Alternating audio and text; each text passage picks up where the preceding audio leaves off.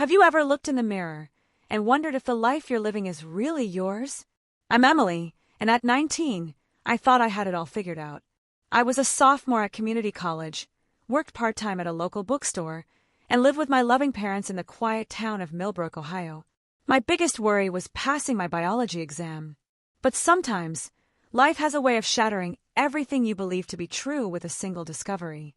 What I found in our attic didn't just change my life.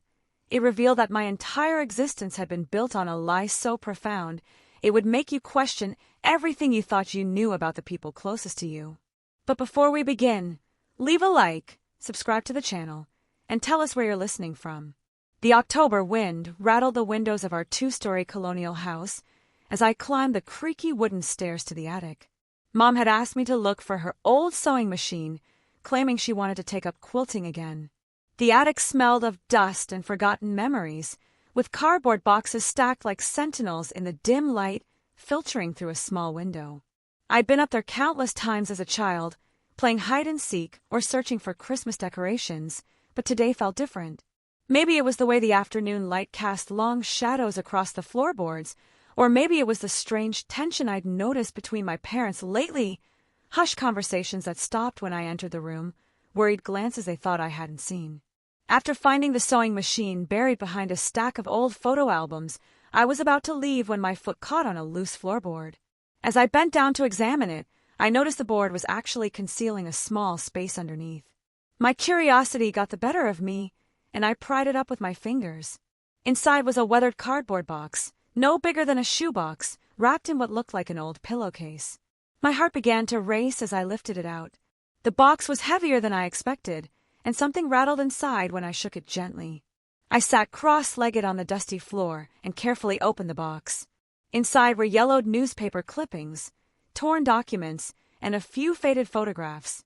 But it was the item on top that made my blood run cold, a crumpled piece of paper that had been folded and refolded so many times the creases were worn white. I unfolded it with trembling hands, and my world shattered. It was a missing person poster from 2004, featuring a black and white photograph of a baby girl with dark curls and bright eyes. The heading read, "Missing, Sarah Torres, 8 months old." Below the photo were details about her disappearance from Sacramento, California, and a phone number for tips. The baby in the photo was me. I knew it was me because I'd seen that same photograph in our family albums, labeled as Emily's first professional photo. The same dimpled chin, the same tiny birthmark near my left ear, the same way my hair curled at the temples. But according to this poster, that baby's name was Sarah Torres, not Emily Henderson. My hands shook as I stared at the poster, reading the details over and over. Sarah Torres, born February 15, 2004. Disappeared October 12, 2004, from her home in Sacramento. Last seen wearing a pink onesie with white polka dots, the same onesie I'd found in my baby box downstairs, the one Mom said was my coming home from the hospital outfit.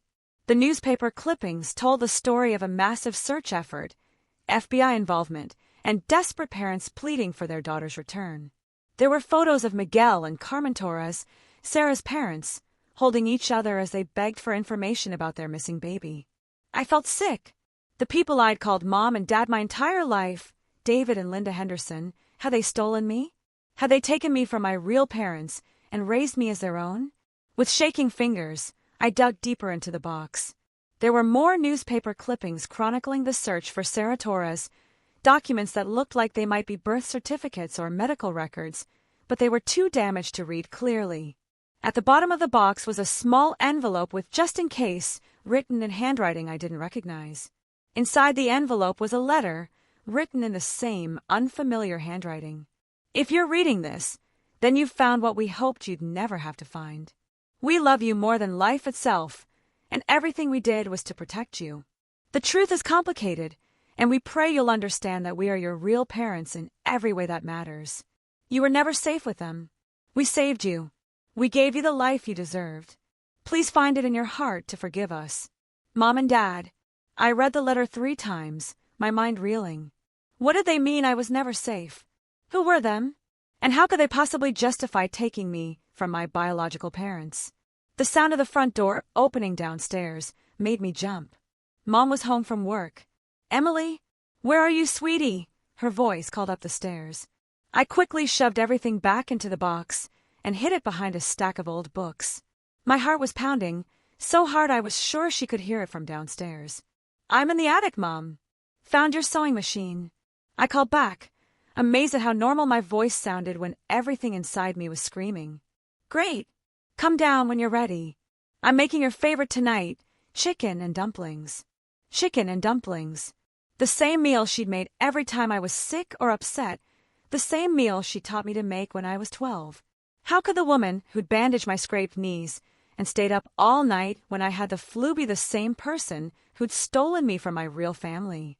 I made my way downstairs on unsteady legs, the box hidden back in its secret compartment. Mom was in the kitchen, humming softly as she seasoned the chicken. She looked so normal, so much like the loving mother I'd always known, that for a moment I almost convinced myself I'd imagined the whole thing. "How was school today?" she asked, glancing at me with the same warm smile she'd given me every day for 19 years. "Fine," I managed, sitting at the kitchen table where I'd done homework and eaten countless meals. Just the usual. But nothing would ever be usual again. As I watched her cook, I found myself studying her face, looking for any signs of deception, any hints of the woman who could take someone else's child. All I saw was Mom, the woman who'd taught me to ride a bike, who'd cried at my high school graduation, who'd supported my dreams of becoming a teacher. "Are you feeling all right, honey? You look a little pale." I forced a smile. "Just tired. Long day." She walked over and felt my forehead with the back of her hand, the same gesture she'd made thousands of times throughout my childhood. "You don't have a fever. Maybe you should rest before dinner." "Yeah, maybe I will." I went to my room and closed the door, then sat on the bed I'd slept in for as long as I could remember. The walls were covered with photos of me and my friends, certificates from school, artwork I'd made as a child. Everything looked the same, but everything felt different. I pulled out my phone and, with trembling fingers, typed Sarah Torres, missing baby Sacramento 2004, into the search engine. Hundreds of results came up. The case had made national news.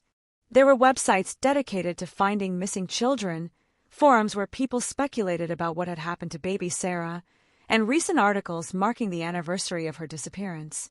One article from just last month caught my attention.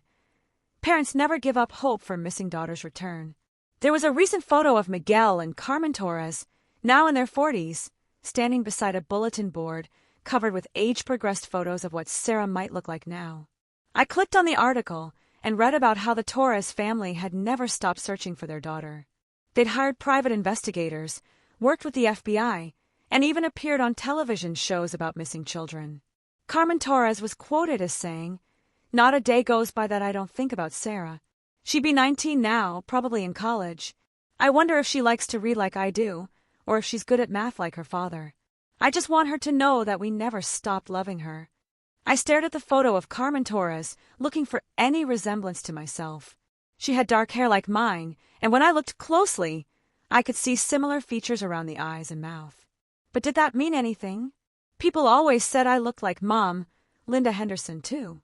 The sound of Dad's truck pulling into the driveway made me quickly close the browser.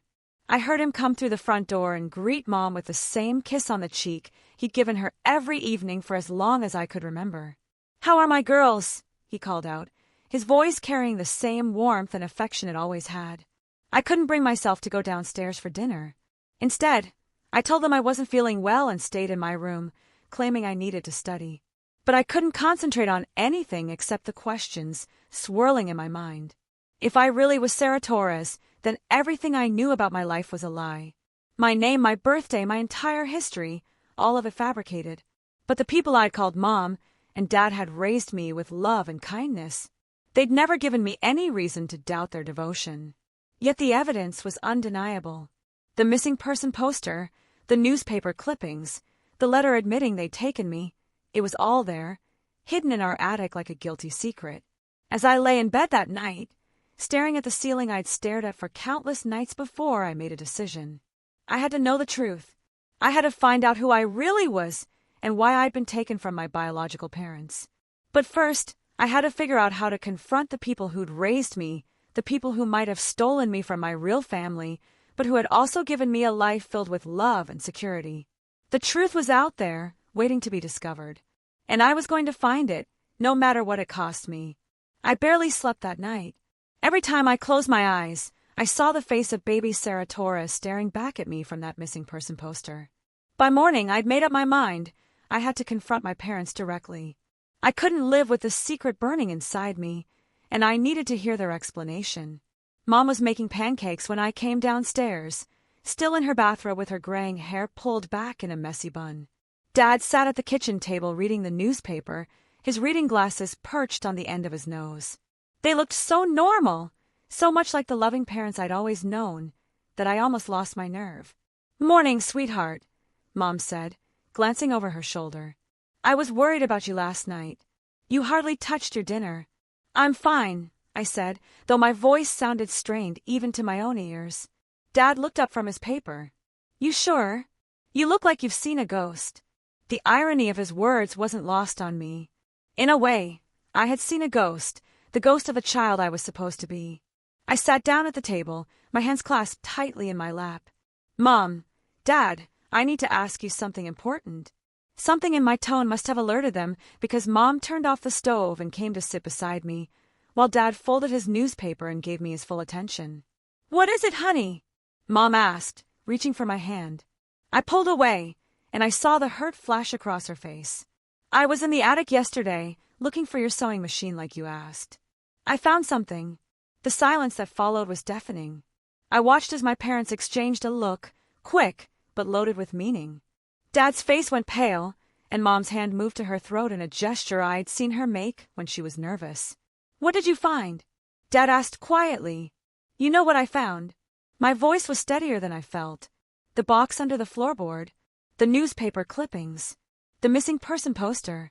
Mom's face crumpled, and she covered her mouth with her hands. Dad closed his eyes and leaned back in his chair as if he'd been physically struck. "Oh, Emily," Mom whispered. "Is that even my real name?" I asked, my voice rising. "Because according to what I found, my name is Sarah Torres, and I was kidnapped from my parents in Sacramento when I was 8 months old." The silence stretched between us like a chasm. Mom was crying now, silent tears streaming down her face, while Dad sat frozen in his chair. "Please," I said, my own voice breaking. "I need you to tell me the truth. All of it." Dad finally spoke, his voice barely above a whisper. "We never wanted you to find out this way. So it's true. I felt like I was going to be sick. You really took me from my real parents." "No," Mom said sharply, finally finding her voice. "No, Emily, that's not what happened. Not the way you think." "Then tell me what really happened," I demanded. "Because right now all I know is that there's a family in California who has been searching for their missing daughter for 19 years, and that daughter is me." Dad stood up and began pacing the kitchen, running his hands through his hair. "This is so much more complicated than you realize." "Then uncomplicated for me." Mom wiped her eyes and took a shaky breath. "Your father and I, we couldn't have children. We tried for years, went through fertility treatments, suffered through 3 miscarriages. We were told it would never happen for us. So you decided to steal someone else's child." I couldn't keep the anger out of my voice. "We didn't steal you," Dad said firmly, stopping his pacing to look at me. "We saved you." "Saved me from what?" Mom and Dad exchanged another look, and I could see them having some kind of silent conversation. Finally, Mom spoke. "Emily, your biological parents, they weren't good people. Miguel Torres was involved with dangerous people. Drug dealers, criminals. Carmen was using drugs during her pregnancy with you. The environment you were in it wasn't safe for a baby." I stared at them, trying to process what they were saying. "How do you know all this?" "Because I was there," Dad said quietly. "I was working as a social worker in Sacramento at the time. I was assigned to your case. This was a revelation I hadn't expected." "You were a social worker?"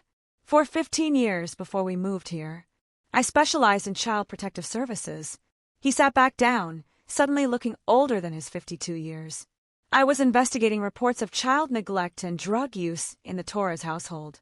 There had been multiple calls to child services, concerns about your safety. But that doesn't explain why I was reported as kidnapped," I said. "If you were a social worker, why didn't you go through proper channels?" The look that passed between my parents was filled with such pain and guilt that I almost felt sorry for them. Almost. Because the system failed you, Mom said softly. David tried to get you removed from the home through legal channels, but there wasn't enough evidence. The Torres family had connections, people who helped them cover things up. Meanwhile, you were getting sicker and sicker from neglect. The night we took you, Dad continued, I got a call from a neighbor who was concerned about a baby crying for hours. When I arrived at the house, I found you alone, severely dehydrated, with diaper rash so bad it was infected. Your biological parents were nowhere to be found. I called the police and my supervisor, Mom added, but we were told that without more evidence, you'd be returned to your parents as soon as they sobered up. David and I had been trying to have a baby for so long, and here was this beautiful child who needed help. So you decided to just take me? I asked incredulously. We made a decision in the moment, Dad said. We told ourselves we'd bring you back once we could ensure your safety through proper channels. But then we fell in love with you. You were so sweet, so responsive to love and care. Within days, you were healthier and happier than we'd ever seen you. We kept telling ourselves we'd figure out a way to make it legal, Mom continued. We moved here to Ohio, created new identities for all of us. We convinced ourselves that we were doing the right thing, that you were better off with us. But what about my real parents? I asked. What about Miguel and Carmen Torres? They've been searching for me for 19 years. They never gave up hope. Mom's face darkened. Emily, I need you to understand something. The people who are searching for you now, the ones you've probably seen in news articles, they're not the same people who were neglecting you as a baby. People can change, can clean up their lives, especially after experiencing a tragedy like losing a child. But they lost me because you took me, I said. We took you because they weren't caring for you, Dad said firmly. Maybe losing you was the wake-up call they needed to get their lives together. Maybe they became the people they should have been all along. But that doesn't change what was happening when you were a baby. I felt overwhelmed by the complexity of it all. My parents, the people I'd always thought of as my parents, weren't evil kidnappers. They were people who had made an impossible choice in an impossible situation. But that didn't make it right. Why didn't you ever tell me? I asked. Why keep it secret all these years? Because we were terrified, Mom admitted. Terrified that if you knew the truth, you'd hate us. Terrified that you'd want to leave us and find your biological parents. Terrified that we'd lose the only child we'd ever had. And, Dad added quietly, terrified that we'd go to prison for what we did. The weight of their confession settled over the kitchen like a heavy blanket. I looked at these people who had raised me, who had loved me unconditionally, who had given me a safe and happy childhood. They had also lied to me every day of my life and taken me from my biological family. I need time to think, I said, standing up from the table. Emily, please, Mom said, reaching for me again. We love you so much. You're our daughter in every way that matters. But I'm not, am I? I said, my voice breaking. I'm Sarah Torres, and I have real parents who have been looking for me for 19 years. I left them sitting at the kitchen table and went to my room, but I couldn't stay in the house. I needed air, space, time to process everything I'd learned. I grabbed my jacket and car keys and headed for the door. Where are you going? Mom called after me. I don't know, I said honestly. I just need to get out of here. As I drove through the familiar streets of Millbrook, past the high school where I'd graduated, past the bookstore where I worked, past all the landmarks of my life, I realized that everything I thought I knew about myself was wrong. My name, my history, my family, all of it was built on a lie, even if it was a lie told with love. I had to decide what to do next. Did I try to contact my biological parents? Did I call the police? Did I try to forgive the people who had raised me and pretend none of this had ever happened? The only thing I knew for certain was that my life would never be the same again. The truth was out, and there was no going back to the way things were before I found that box in the attic. I drove aimlessly for hours, my mind racing as I tried to process everything my parents had told me. Eventually, I found myself at the public library, a place I'd always gone to when I needed to think. The familiar smell of books and the quiet atmosphere helped calm my nerves enough to start thinking clearly. I found an empty computer terminal and began researching everything I could about Sarah Torres and the Torres family. What I discovered painted a picture that was both heartbreaking and complicated. The initial news reports from 2004 described Miguel and Carmen Torres as young parents. He was 23, she was 21, who had been struggling financially. There were vague references to family troubles and ongoing investigations, but nothing concrete about drug use or neglect. The focus was primarily on the massive search effort and the community rallying around the grieving parents. But as I dug deeper, I found more troubling information. Court records showed that Miguel Torres had been arrested twice for drug possession in the months before my disappearance. There were also reports of domestic disturbances at their address, and a brief mention in one article about Carmen Torres being treated for substance abuse issues during her pregnancy. However, the articles from more recent years showed a completely different picture. Miguel Torres had started a nonprofit organization dedicated to helping families of missing children. Carmen had become an advocate for improved child protection services. They'd been married for over 20 years, had 2 other children, and by all accounts had built a stable, loving home. I stared at recent photos of the Torres family, Miguel and Carmen with their son and daughter, both teenagers now. They looked happy, successful, normal. These were the people who had been my biological parents. These were the people who had never stopped looking for me. But according to my parents, David and Linda Henderson, I'd been neglected and endangered in their care as a baby. 2 completely different versions of the same story, and I had no way of knowing which one was true. I printed out several articles and drove to the one place where I knew I could think clearly, the old oak tree by Miller's Pond, where I'd spent countless afternoons as a child reading books and dreaming about my future. Sitting under the tree with the articles spread out around me, I tried to piece together the truth. My parents weren't lying about David being a social worker. I'd found his credentials and employment records online. The address they'd given for the Torres family matched the one in the missing person reports. But I had no way of verifying their claims about neglect or danger. That's when I remembered something. When I was 16, I'd applied for a job at a summer camp and needed a copy of my birth certificate. Mom had seemed flustered when I asked for it, claiming she'd have to dig through old files to find it. A few days later, she'd given me a birth certificate for Emily Rose Henderson, born in Cleveland, Ohio. But if I was really Sarah Torres, born in Sacramento, California, then that birth certificate was a fake. And if my parents had gone to the trouble of creating fake documentation, then they had definitely planned this deception carefully. I pulled out my phone and called my best friend, Jessica, who was away at college in Columbus. "Emily, I was just thinking about you. How's life in boring Millbrook?" she answered cheerfully. "Jess, I need to ask you something, and I need you to be completely honest with me." "Okay, you're scaring me a little. What's going on?" "Do you remember when we were kids, maybe 8 or 9, and we were playing in my backyard? You said something about how I didn't look like my parents, and I got really upset." There was a pause. "Oh my God, Emily, I felt terrible about that for years. I was just being a stupid kid. You know how children say thoughtless things. But what exactly did you say?" "I need to remember. I said that you looked like you could be Hispanic or something, and that your parents were so pale and blonde. I said maybe you were adopted. You cried and ran inside, and I felt awful. Your mom came out and told me very sternly that families don't always look alike, and that I should never say anything like that again. My heart was pounding. Did you ever think about it again? After we got older?" "Honestly, sometimes. But I figured if you were adopted, you would have told me. We'd tell each other everything. What if I didn't know? Emily, what's going on? You're really freaking me out." I took a deep breath. I found something today. Something that suggests my parents might not be my biological parents.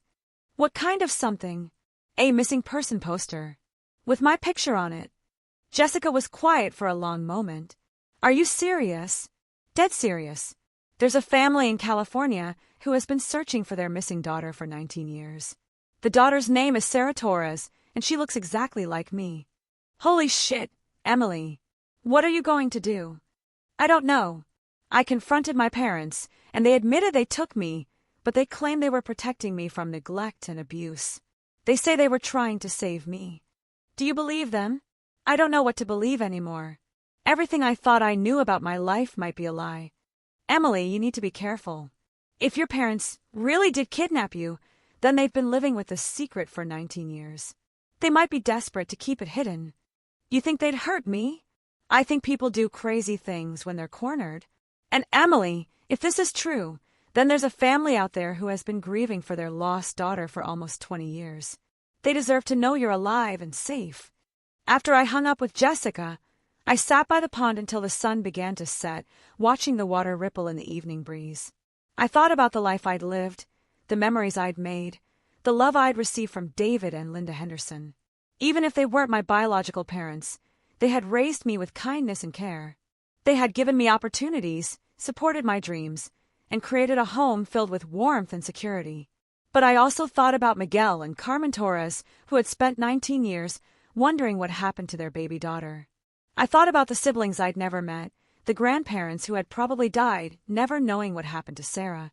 I thought about all the birthdays, holidays, and milestones they'd missed. By the time I drove home, I'd made a decision. I needed to know the whole truth, not just my parents' version of it. I needed to find out what really happened when I was 8 months old, and I needed to decide whether to make contact with my biological family. But first, I had to figure out how to get more information without alerting my parents to what I was planning. Because Jessica was right. If they had been living with this secret for 19 years, they might do anything to protect it. As I pulled into our driveway, I saw that the lights were on in the living room. Mom and Dad were probably waiting up for me, worried sick and wanting to continue our conversation. I wasn't ready for that yet. I needed a plan. I needed help.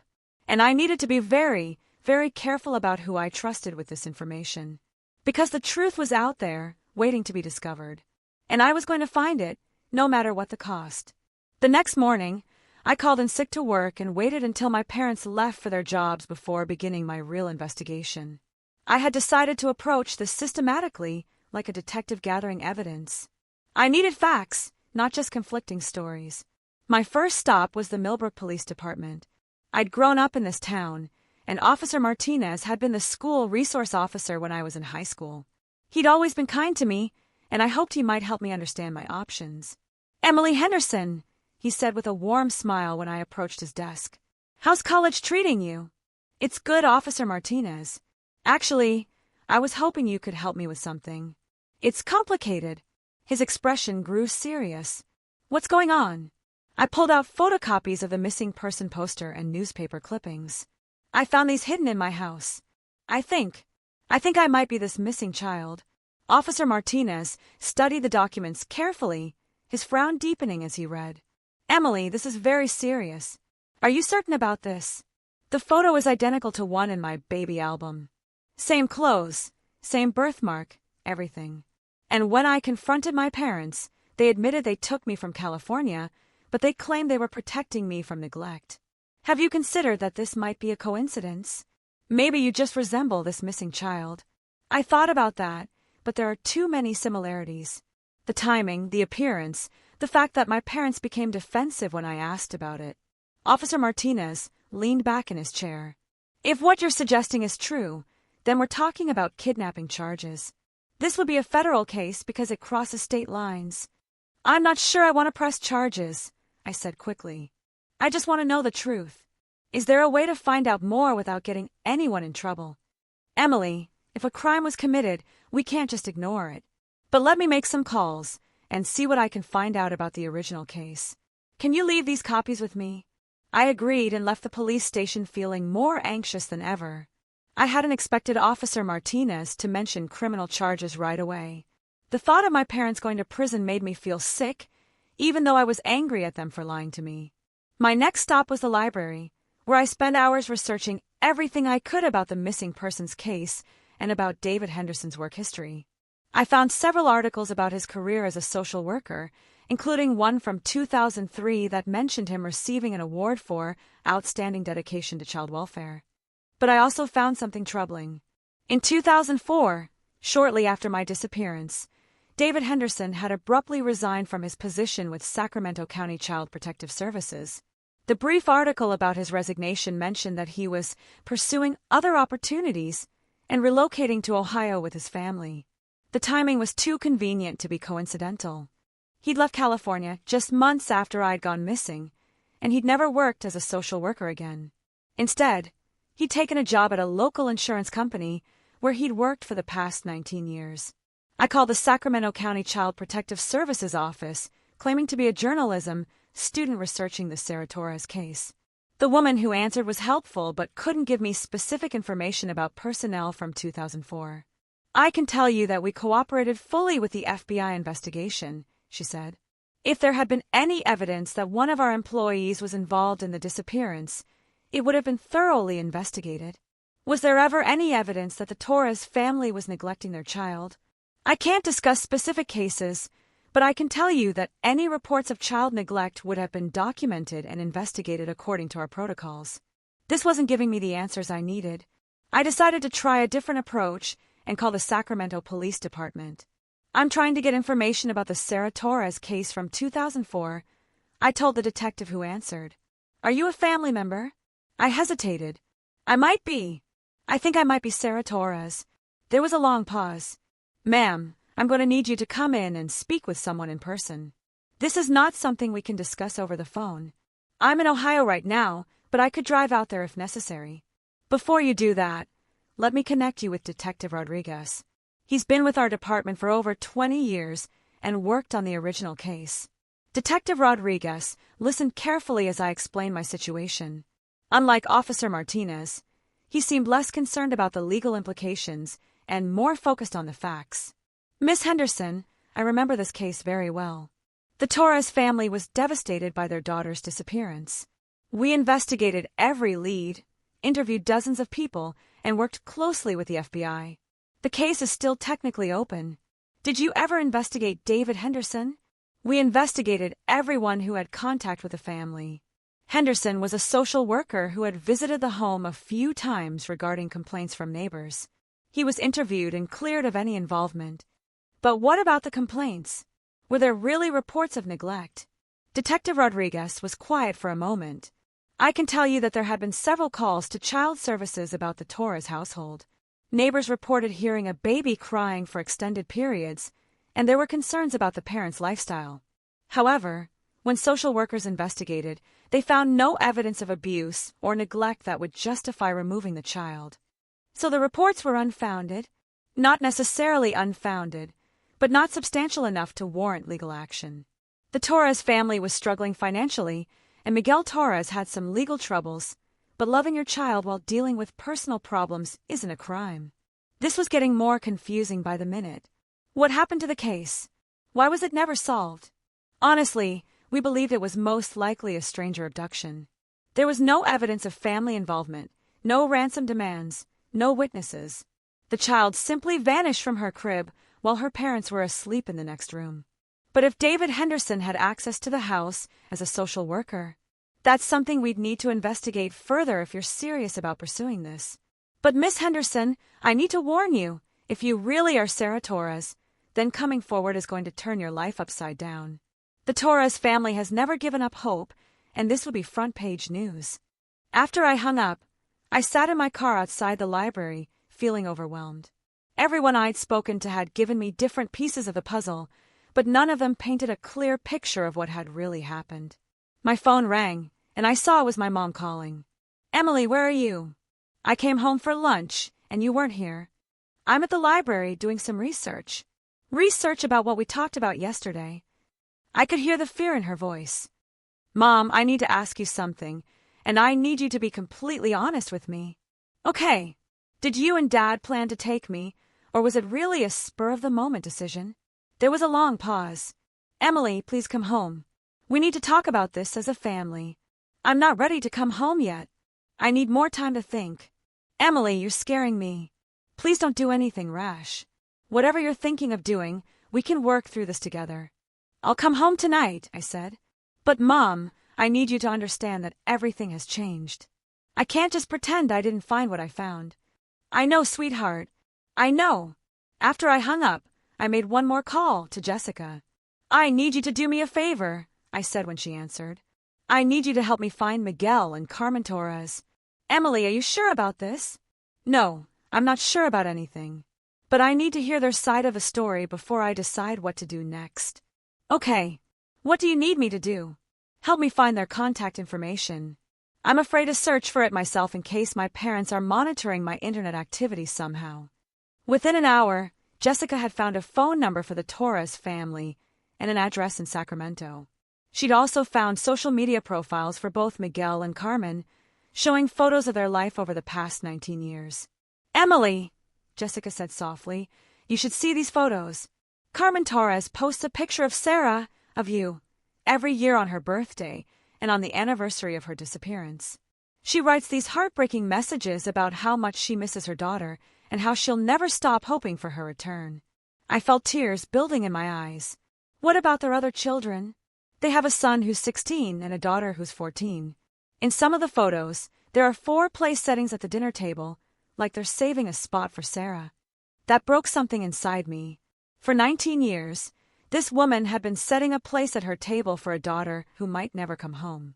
She'd been celebrating birthdays for a child she couldn't hold, writing messages to a daughter who couldn't read them. I have to call them, I said. Emily, you need to think about this carefully. Once you make that phone call, there's no going back. Everything changes for everyone involved. Everything already has changed. I just need to decide whether I'm going to hide from the truth or face it. That evening, I drove home to find my parents waiting for me in the living room. They looked like they'd aged years in the past 24 hours. Mom's eyes were red from crying, and Dad looked haggard and defeated. We need to talk, Dad said as I sat down across from them. I've been doing some research today, I said.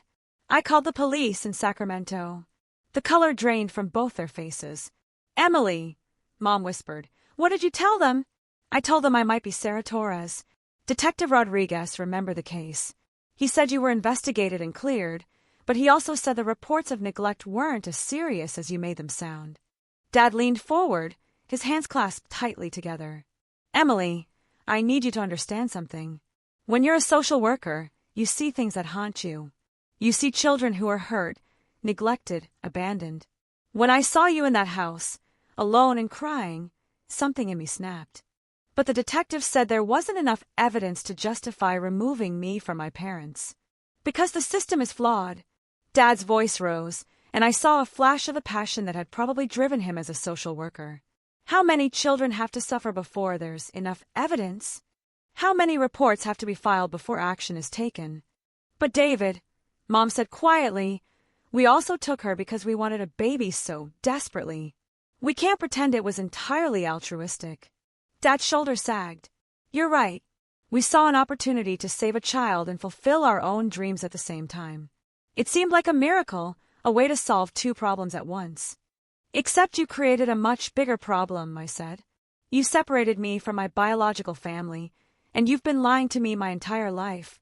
We never lied about loving you, Mom said, tears streaming down her face. Every day of the past 19 years, every moment of joy, every milestone we celebrated, that was all real. Our love for you is the most real thing in our lives. I felt my own tears starting. But how can I trust anything you say when you've been lying to me about who I am? Because you know us, Dad said. You've lived with us for 19 years. You know the kind of people we are, the kind of parents we've been. Does that count for nothing? I looked at these people who had raised me, who had been my entire world until yesterday. They had made a terrible choice 19 years ago, but they had also given me a life filled with love, opportunities, and security. They had been good parents, even if they weren't my legal parents. I found the Torres family's contact information, I said quietly. Both my parents were very still. I haven't called them yet, but I'm going to. They deserve to know that I'm alive and safe. Emily, please, Mom begged. Think about what this will do to all of us. Think about what it will do to you. Your entire life will be turned upside down. My life is already turned upside down. The question is whether I'm going to try to put it back the way it was, built on a lie, or whether I'm going to try to build something new based on the truth. What if the truth destroys everything? Dad asked. Then at least it will be my choice, I said. For the first time in my life, I get to choose who I want to be and what kind of life I want to live. I stood up to go to my room, but Mom's voice stopped me. If you call them, what will you tell them about us? I turned back to look at my parents, Because regardless of biology, that's what they were. They had raised me, loved me, and shaped me into the person I was today. I don't know yet, I said honestly. I guess that depends on what they tell me about you. I stared at the phone number Jessica had found for 3 hours before I finally worked up the courage to dial it. It was 9 p.m. in Ohio, which meant it was 6 p.m. in California. Dinner time for most families. I wondered if Carmen Torres was setting 4 places at her table again tonight, saving a spot for the daughter she'd lost 19 years ago. My hands shook as I dialed the number. The phone rang once, twice, 3 times. Hello! A woman's voice answered, and something deep inside me recognized it, though I couldn't explain why. Is this Carmen Torres? Yes, who is this? I took a deep breath. There was no going back now. Mrs. Torres, my name is Emily Henderson, and I think I might be your daughter, Sarah. The silence that followed seemed to last forever. I could hear someone breathing on the other end, but no words came. Mrs. Torres? Are you there? Her voice broke. I'm sorry. Could you repeat what you just said? I think I'm Sarah Torres. I found a missing person poster with my picture on it, and I've been doing research, and everything matches up. I'm 19 years old. I was born in February 2004, and I've been living in Ohio with the people I thought were my parents. I heard what sounded like a chair scraping against the floor, then a man's voice in the background asking what was wrong. Miguel, Carmen said, her voice shaking. Come here. Now. Mrs. Torres, I know this must be a shock. Sarah! A man's voice came on the line now, strong but trembling with emotion. Is this really Sarah? I don't know for certain yet, but I think so. I found evidence that suggests I was taken from Sacramento when I was 8 months old. Oh my God, Miguel whispered. Carmen, called Detective Rodriguez. Now. I heard shuffling in the background, muffled conversation, and what sounded like crying. Sarah, Miguel said. I'm sorry, we never thought this day would come. We dreamed about it, prayed for it, but we never really believed. I understand. This is overwhelming for me too. Can you tell us about yourself? About your life? Are you okay? Have you been safe?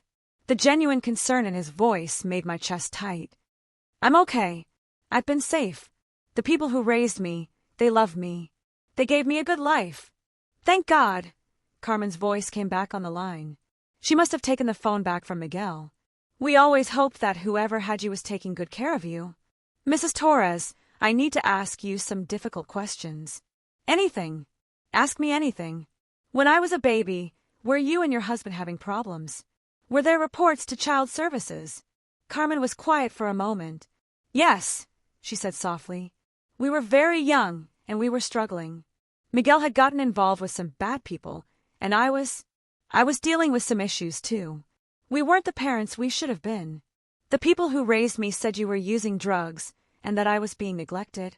They weren't entirely wrong, Miguel said, his voice heavy with shame. I was selling drugs to make money for the family, and Carmen was using. We thought we could handle everything, but we were kids ourselves, barely out of our teens and trying to raise a baby. But we never hurt you, Carmen added quickly. We loved you so much, Sarah. Everything we did wrong was because we didn't know better, not because we didn't love you. What happened the night I disappeared? You were sleeping in your crib in our bedroom, Carmen said. We'd all gone to bed around 10 o'clock. When I woke up to feed you at 3 in the morning, you were gone. The window in the bedroom was open, and you were just gone. We called the police immediately, Miguel continued. We thought maybe someone had broken in and taken you. We never suspected it might be someone we knew. Did you know David Henderson, the social worker? Carmen asked. He'd been to our house a few times because of complaints from neighbors. He seemed nice enough, concerned about your welfare. But we never suspected he would take you. So you did know him? Yes, but Sarah, we knew all the social workers. We were young parents having a hard time, and people were concerned about us. We were trying to get our lives together, but it was difficult.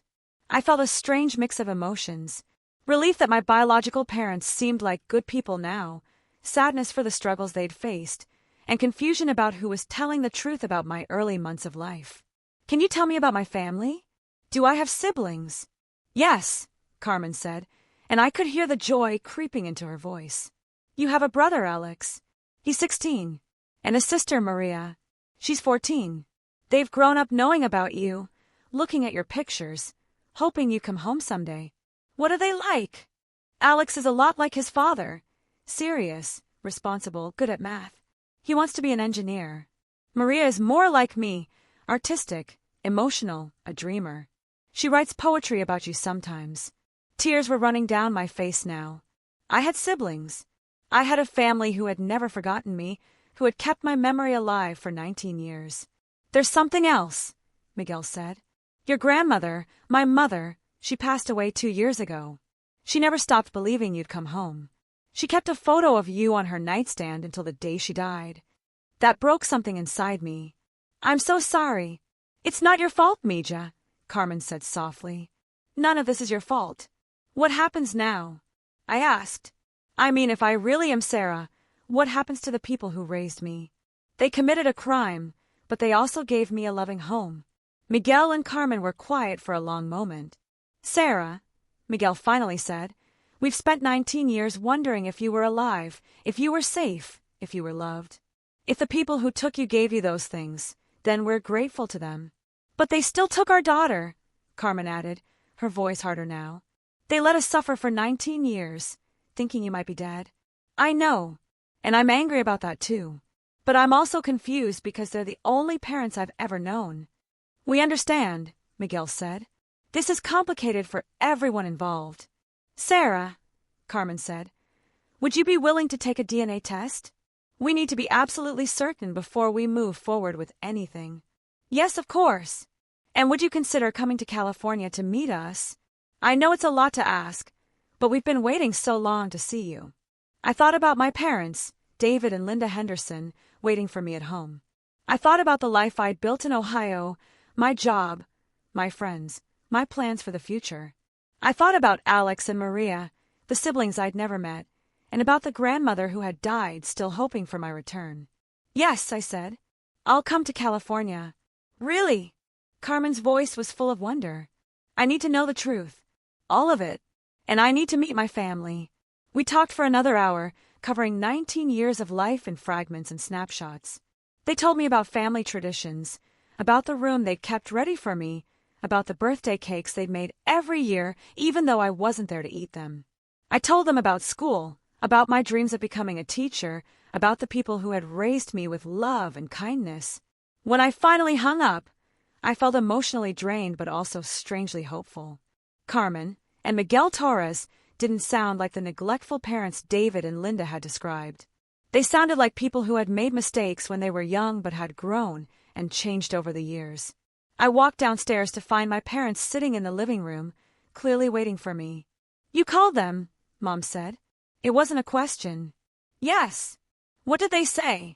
I sat down across from them, looking at the people who had raised me and trying to reconcile the image of them as loving parents with the reality of what they had done. They want me to take a DNA test and come to California to meet them. Dad closed his eyes. Are you going to do it? Yes. I need to know the truth, and they deserve to see their daughter.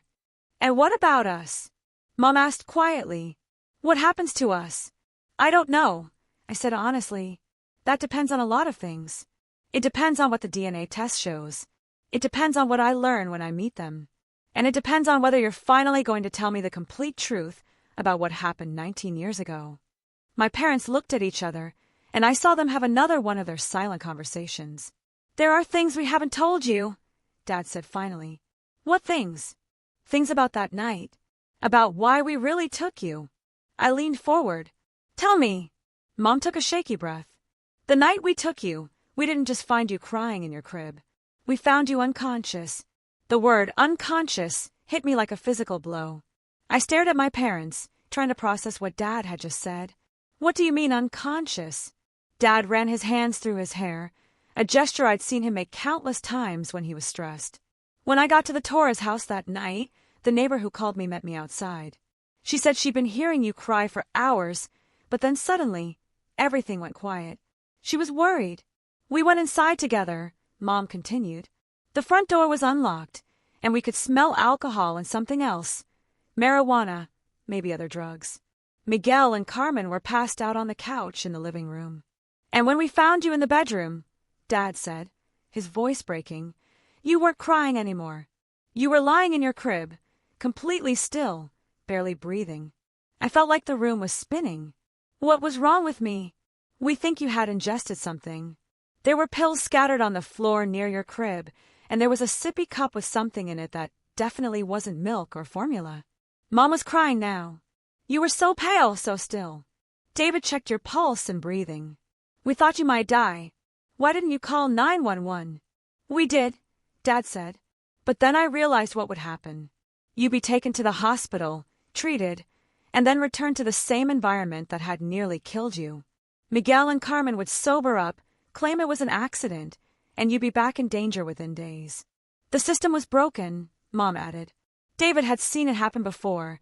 Children returned to dangerous situations because there wasn't enough legal evidence to prove ongoing neglect. So in the ambulance on the way to the hospital, we made a decision, Dad continued. We told the paramedics we were your parents. We gave them false names and addresses. And when you were stable and released, we brought you home with us instead of returning you to the Torres house.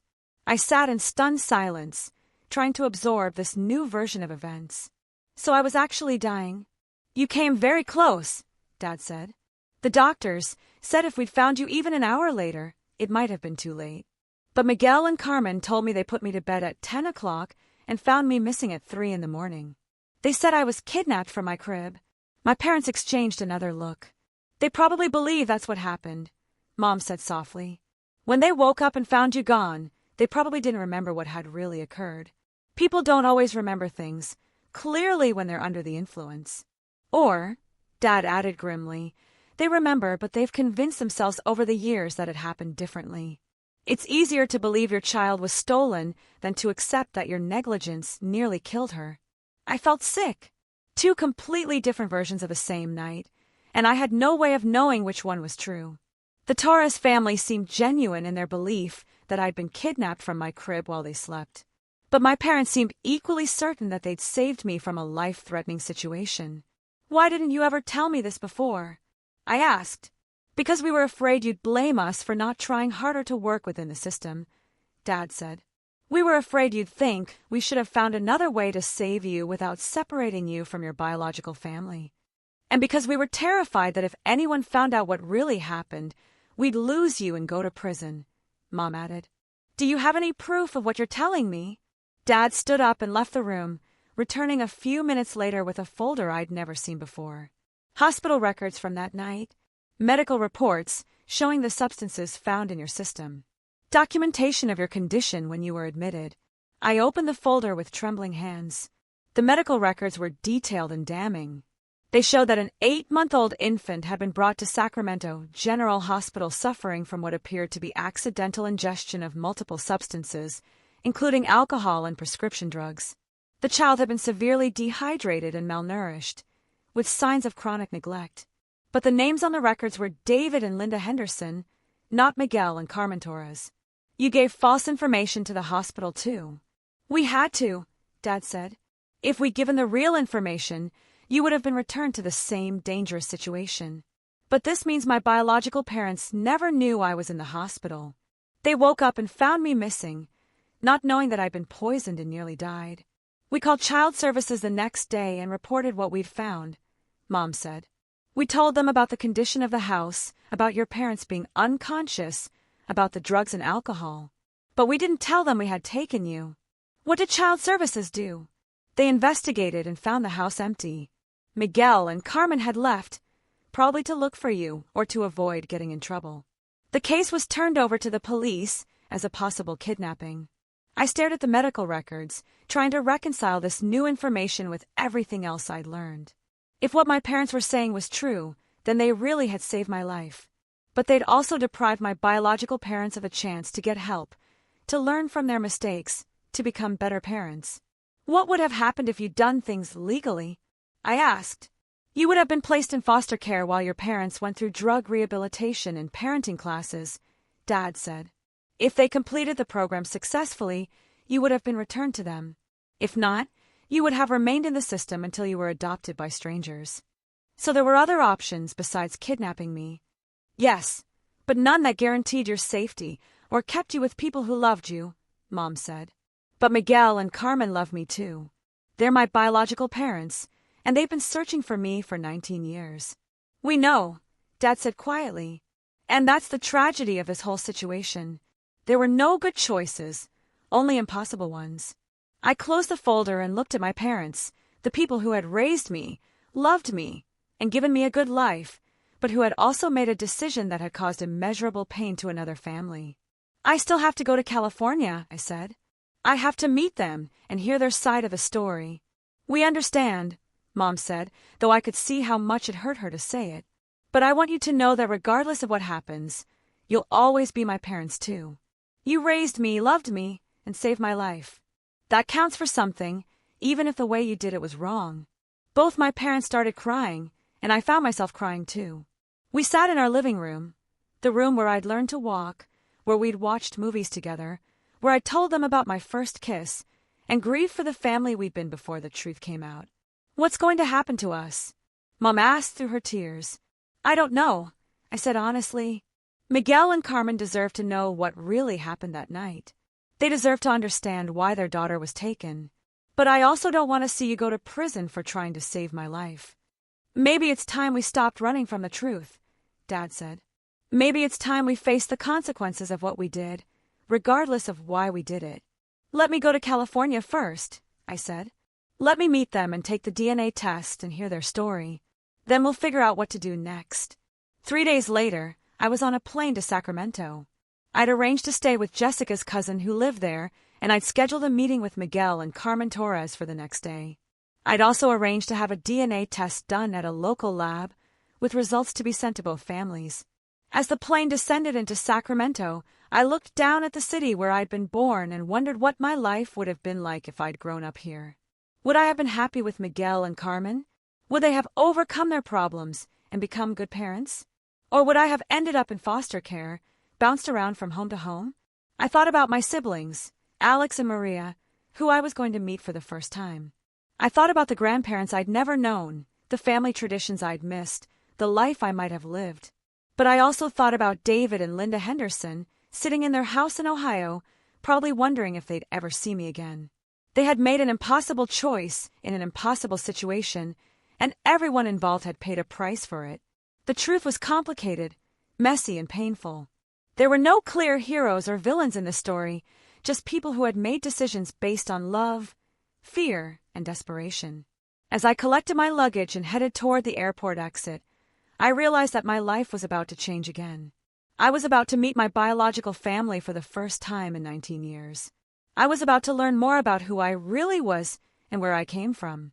But I also knew that no matter what happened in the next few days, I would always be caught between two families, two histories, two versions of love. I would always be Emily Henderson and Sarah Torres, raised by one family but born to another. The truth had set me free, but it had also made my life infinitely more complicated. As I walked toward the unknown future waiting for me outside the airport, I realized that sometimes the truth doesn't provide clear answers, it just gives you better questions to ask. And sometimes that's enough. If you like the story, leave your opinion in the comments and, of course, leave a like and subscribe. Turn on the notification bell so you don't miss any videos. Big hug and see you soon.